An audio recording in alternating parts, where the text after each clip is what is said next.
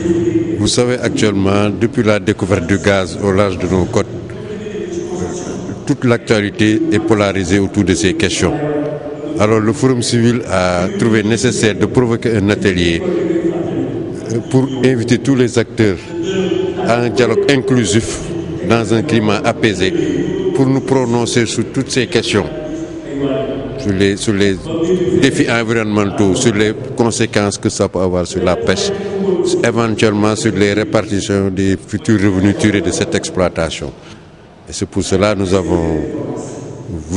avons pris notre temps pour inviter tous les acteurs, aussi bien les partis politiques, les syndicats, les acteurs de la pêche, la société civile, à un dialogue inclusif sur cette question de la future exploitation du gaz découverte au large de nos côtes. Quelle est la pertinence justement de cette activité? Vous savez, vous couvrez régulièrement l'actualité. Vous savez, il y a actuellement un climat de polémique qui entoure cette question. Alors qu'au plus tôt on nous parle des premiers l'exploitation, ou plutôt n'interviendra aux alentours de 2021-2022. Alors, pour vraiment que ces découvertes d'hydrocarbures ne soient pas une malédiction pour notre pays, nous avons tenu bon d'anticiper, essayer de créer des cadres apaisés de dialogue entre tous les acteurs pour trouver les solutions idoines pour apaiser dans la transparence, la clarté, toutes ces questions.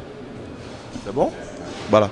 Mame Latyr bu mel na coowum pétrole beeg gaz bi moom da ngeen bëgg daal gars yi ànd seeg ngeen sago moo tax ngeen def ndaje bi. waaw très bien xamoo sax ni nga ko waxee Gabriel gis nga dëkk bi temps yi coow li bari na trop ñun nag toujours suñu rôle nga xam ne ñun citoyen bi luñ jiital ñu ni nañu dal nañu jéem a créer cadre dal boo xam ne bii ñëpp acteurs yëpp nag parce que gaz beeg kii bi moom bi nar a ñëpp Sénégal yëpp ko bokk.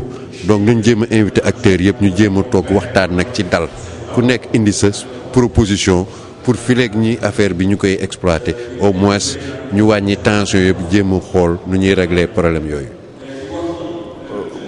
kon waxtaan si dafa jotoon. dafa jot parce que xam nga ñun mën nañu am chance pour jafe-jafe yi am yeneen dëkk yi avant ñuy exploiter gaz wala pétrole bi ñu jéem a waxtaan inspiré wu.